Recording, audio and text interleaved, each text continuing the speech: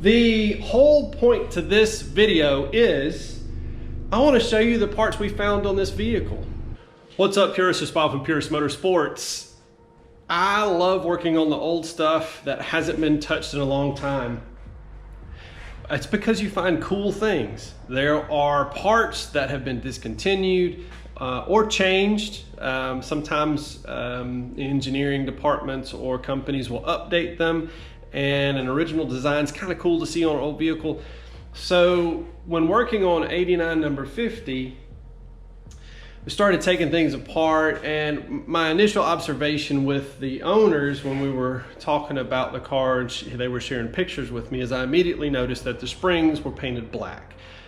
In my notes to them when we were doing a scope of work on what we would do with the car, I mentioned that we would likely need to change them to put the OE Saleen springs back in. But when we got the car, started doing some things to it, pulling things off, I started noticing, like, okay, so it's got the 5-way Tokiko Alumina adjustable struts and shocks. And then the springs, when I was underneath the car, I noticed they had a little green tag on them. For those that don't know, Ford, when they started doing the motorsport parts back in the late 80s for these cars, I guess 80s, mid 80s probably. I think the first catalog was like 83 or something like that. Pardon me. But as they went along, they were developing kits for the cars. The first catalogs are probably geared more, what I remember is geared more towards the older carbureted cars, first gen cars. Maybe a few offerings for ground effects for the 83s, 84s, blah, blah. But as time went on in the late 80s, they started partnering with other companies to get parts in the catalog so they could sell it, because they were figuring out, hey, you know what, we can make money on this. And truthfully, that's Ford's MO. They like to build cars, they like enthusiasts, but ultimately, they're in business to make money. The whole point to this video is I want to show you the parts we found on this vehicle.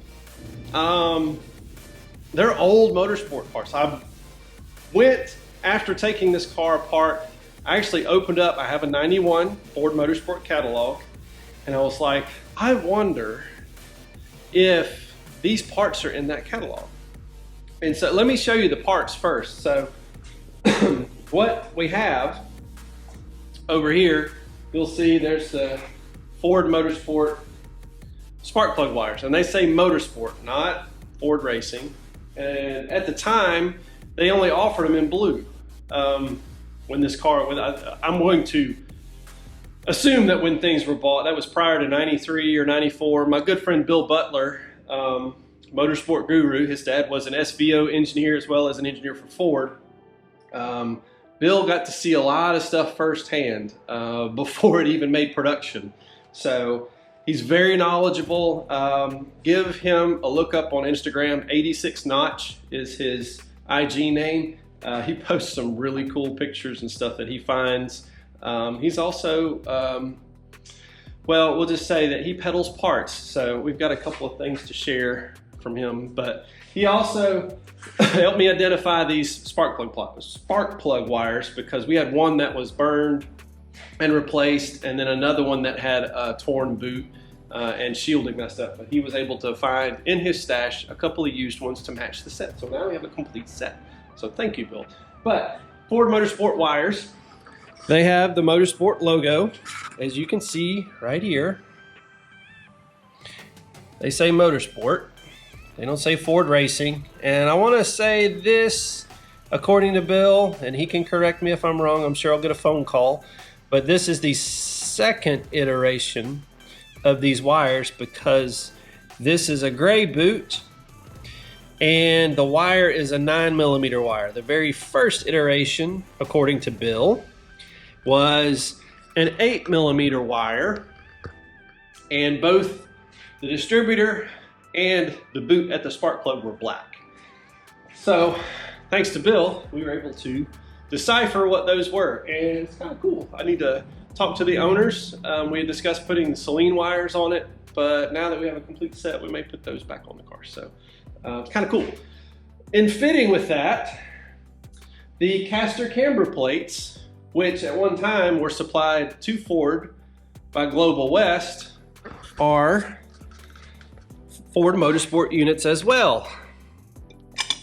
It looks like what a previous owner did to this car is they either bought it from the dealer, we don't know, would have to get in touch with them, but they either bought it from the dealer and had it installed when it was, you know, call it day 2 mods, or a couple of years down the road, the owner got tired of something happening to it, or something messed up, or who knows, it could have been an accident, we don't know, and they replaced everything with these parts. So it's really cool. These are Tokiko Aluminas, no longer made. I don't think Tokiko's even in business anymore. But they're in great shape. They're an adjustable strut. 5 different adjustments right there. It's really cool to see this stuff on here. And I mentioned on the springs, there's a green tag. Well, this is the green tag that Ford puts on all of their springs from the factory at one point. And it actually has a part number. Let me see. I have to flip it over for this one. You see the part number, E5SC, right there.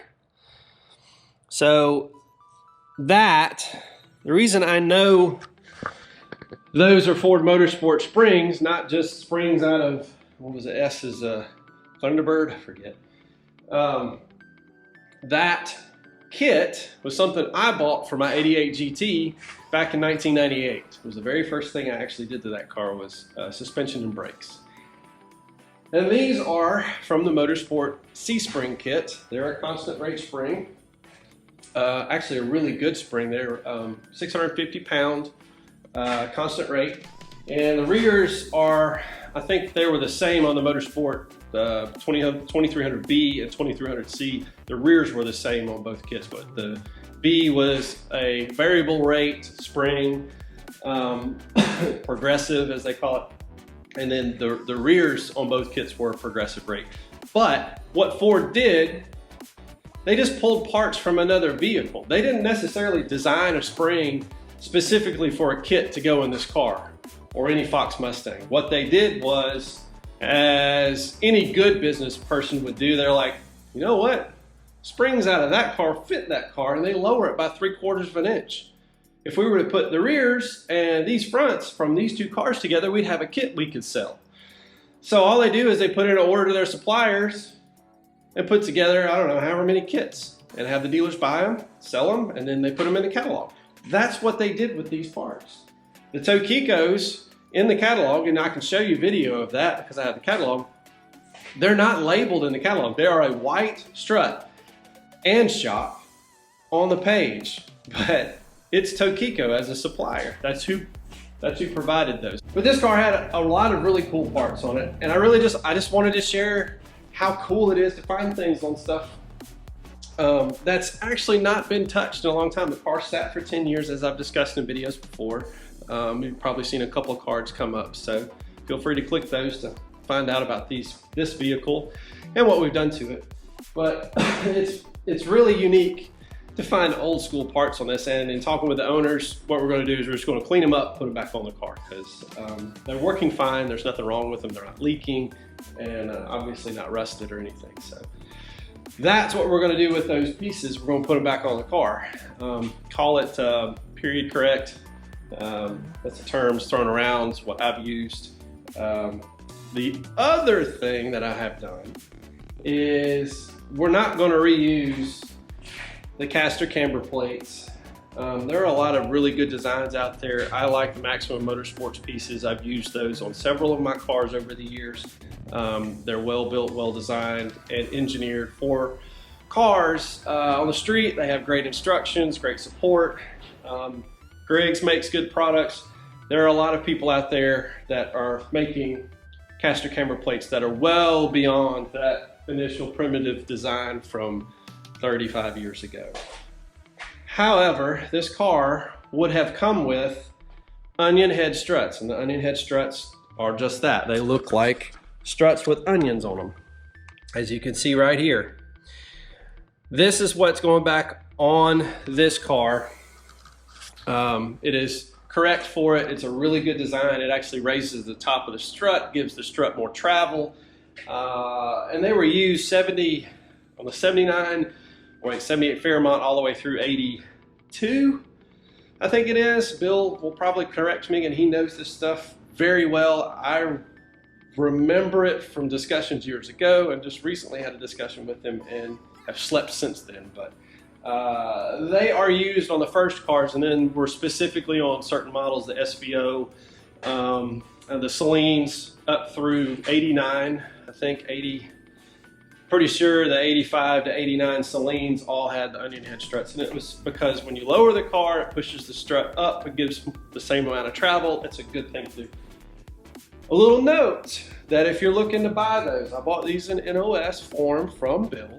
Thank you, Bill, again, for your help. The plates are different on the later model cars. And I will show you. The top plates is what I'm talking about. This piece here is not for this piece. And as you can see, if you try to align the holes, they don't allow for it to fall down over that. So when you are, a little note, when you're looking at buying these, you will have to have the older, top mount for this. The later will not work. And I knew this going in thanks to a good friend of mine, Mike Foley. He ran into this issue several years ago. But little note for those people looking, finding NOS pieces. This kit, they're brand new, even still has instructions. They don't come with those top mount plates. When Ford sold them, they were assuming you were just buying them to replace on a car that already had the plates on them. You were just replacing them because they had failed or something. Now, as an NOS form for cars like this, you have to have both the correct top and bottom for it to go together. Likewise, the pieces that fit the onion heads will not fit the later model strut tops, which that's from, these are specifically from a 93, that top piece. So anyways, little note, little tidbit for those that are, I guess, neck deep into modifying or correcting a car that is in your, I guess, a project, whatever you call it. But that's it. It's just really cool parts. I like finding stuff on the cars like this, especially ones that have not been touched in many years. I think that's probably very true. A lot of cars now have been sitting for several years, and find them. You'll find some old school motorsport parts on them, or old school parts from manufacturers who have either long since gone or they decide change the design.